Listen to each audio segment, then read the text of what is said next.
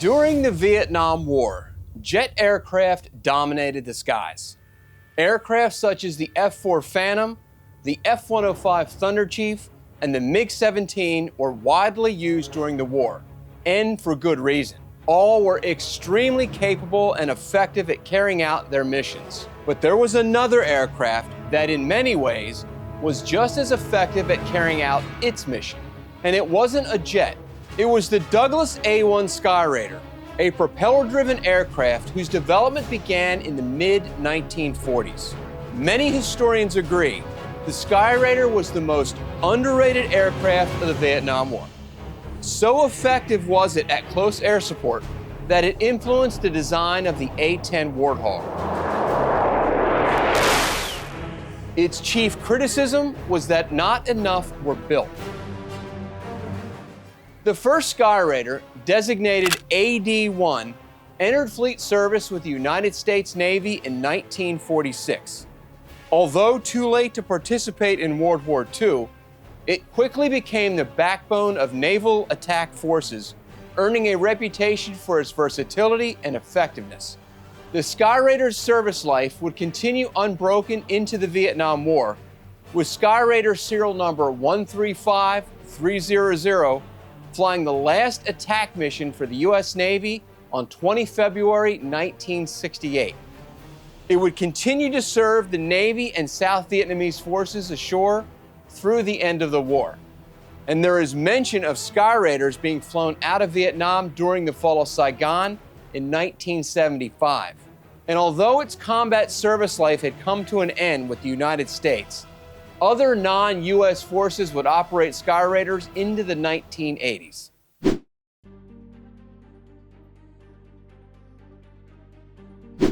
When the initial prototype of the Skyraider was ordered in 1944, the Navy was looking to address several specific needs as they looked to replace the Douglas SBD Dauntless, the Curtiss SB-2C Helldiver, and the Grumman TBF Avenger. The new aircraft needed to be capable of operating from all classes of naval aircraft carriers and perform at long ranges. It needed to serve as both a dive bomber and torpedo attack aircraft, and it needed to be capable of carrying a significant ordnance load. These requirements reflected the Navy's evolving needs as World War II progressed and new advancements in weapons and tactics emerged. Naval aviation had proven itself as one of the most powerful weapons at America's disposal. During World War II, 27 Japanese ships had been sunk by aircraft, compared to only 3 by ship. As the war was coming to a close, the new fighter would need to meet the needs of the Navy far into the future. And when it came time to design the Skyraider, engineers benefited from an enormous bank of knowledge as a result of the war in the Pacific. And this knowledge made it possible for engineers to predict the exact behavior of an aircraft's shape. Gunners were proven to be redundant, and an observer or bombardier was deemed to be unnecessary.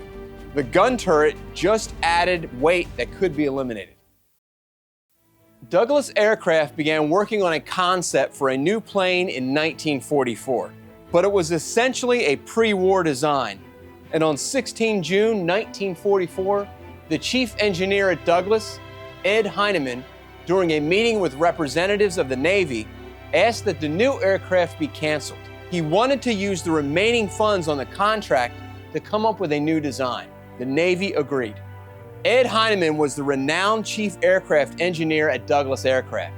His storied career would see him design over 20 combat aircraft over 40 years, and he is considered one of the key innovators who shaped military aviation during the 20th century. He had a very simple approach to building a new aircraft. He said that he took the most powerful engine available and designed an aircraft around it.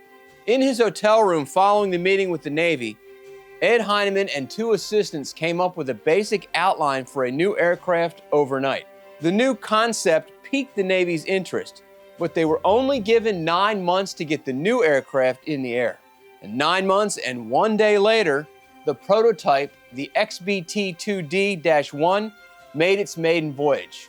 Upon landing, The test pilot commented that the new aircraft had exceeded his expectations. But the war was coming to an end, and defense contracts were being canceled or modified.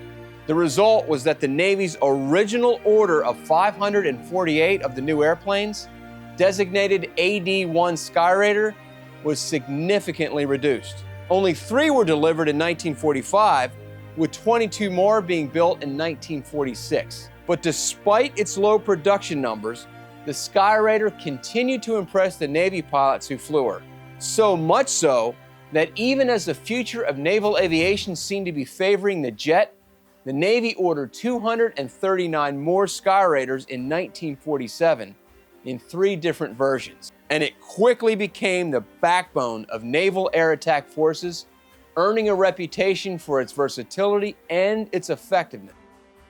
During its operational history, the Skyraider would serve numerous roles: close air support, long-range attack, search and rescue, helicopter escort, anti-submarine warfare, radar surveillance, and electronic countermeasures were some of the many needs the Skyraider filled.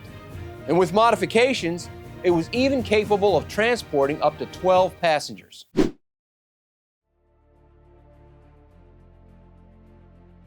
The first operational jet fighter, the Messerschmitt Me-262, entered service in 1944 during the later stages of World War II.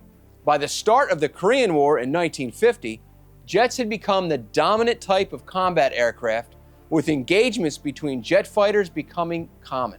But the jets used by the Air Force required long, straight runways, which hindered their effectiveness. And the relatively short-range jets of the time had to fly from Japan, which further limited their effectiveness. So the Navy and its carriers were called to support the troops on the ground who were fighting for their lives.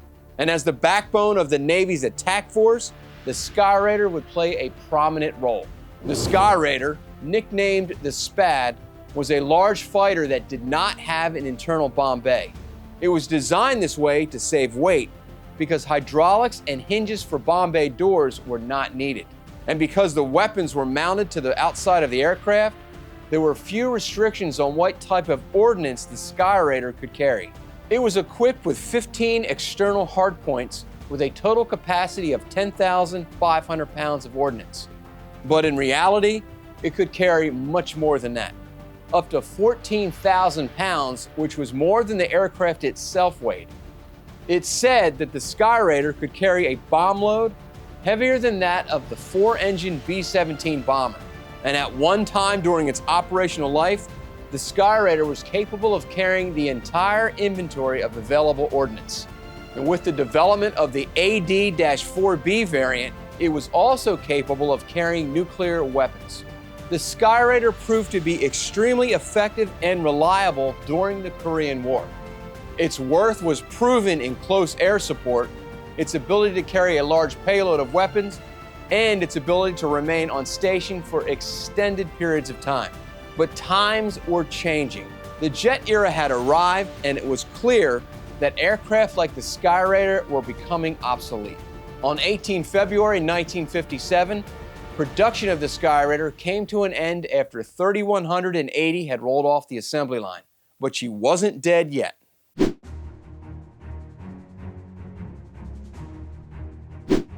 In September 1960, Skyraiders would join the Vietnamese Air Force, and U.S. involvement in the training of their pilots would grow. Initially expecting to receive jet fighters, the Vietnamese were disappointed when they received the propeller-driven aircraft. Their disappointment would soon change to elation as the Skyraider performed exceptionally, just as it had during the Korean War.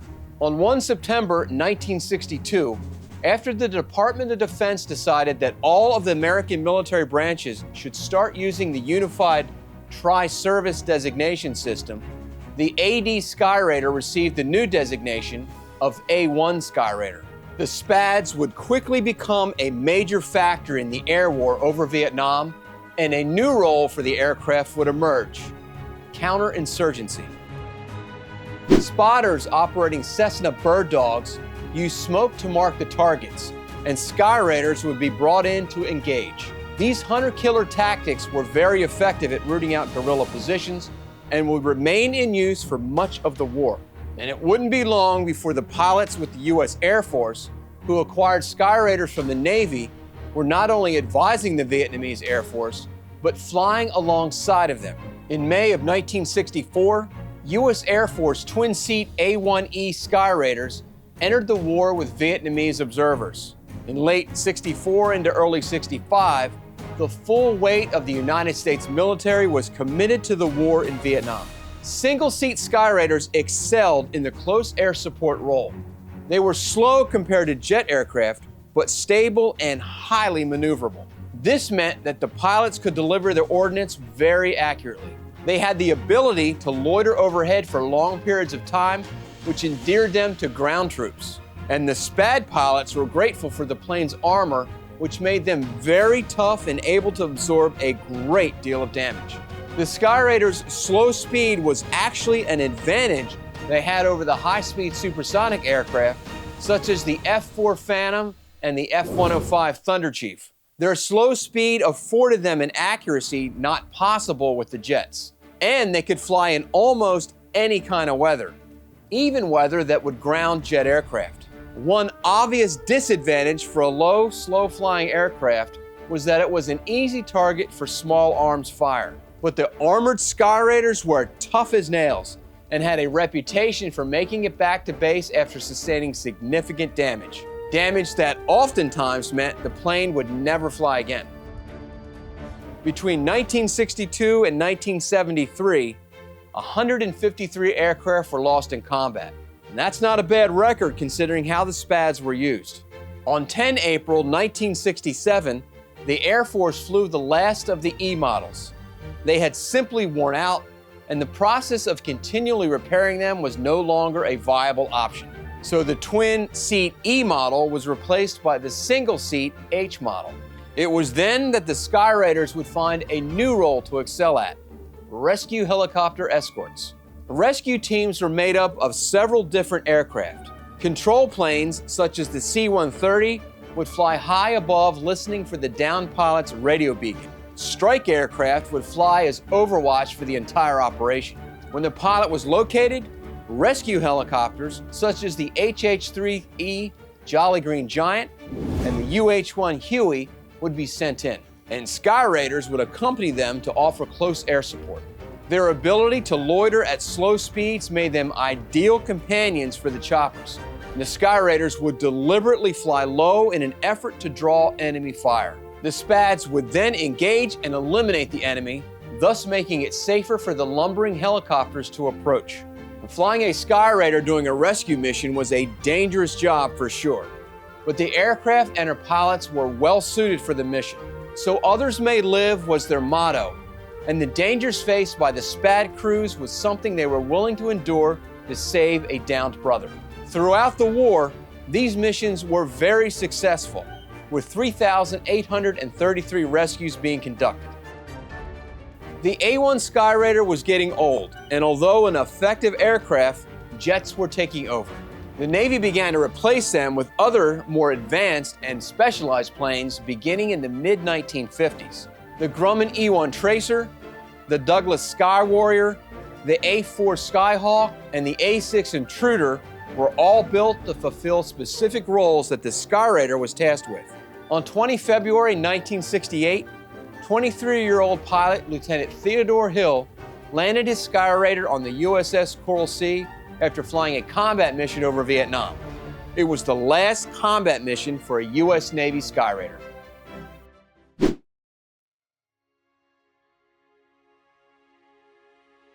It could be said that when the Skyraider service life began in the late 1940s, it was already outdated. Yet it would perform admirably in the many roles it was tasked with well into the jet age. Pilots who flew it loved it, and ground troops who were protected by it owe the Skyraiders their lives. And while not necessarily known as a dogfighter, it did score one of the most unexpected aerial victories in war when two Navy A-1 Skyraiders shot down a North Vietnamese MiG-17 jet fighter using their 20mm cannons on 20 June 1965. And to prove it wasn't a fluke, on 9 October 1966, another MiG-17 was shot down by a Skyraider. The A-1 Skyraider is remembered as one of the finest attack aircraft ever built, known for its reliability, versatility, and impressive payload capacity. Its contributions to the Vietnam War were significant, yet it often receives less attention than jet fighters like the F-4 Phantom or bombers like the B-52.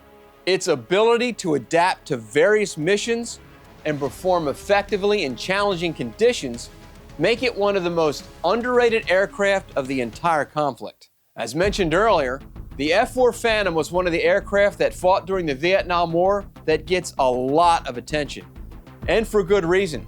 Phantoms are one of the finest jet fighters ever built, and one of the finest pilots to ever fly her was Air Force Colonel Robin Olds. Not only was he a great pilot and squadron leader, he is responsible for an operation that resulted in the shooting down of nearly half of the North Vietnamese MiG-21s in only 12 minutes, and with no U.S. losses. To hear the amazing story of Operation Bolo, click the screen now. And until next time, I'm Dennis Gill for Revealing History.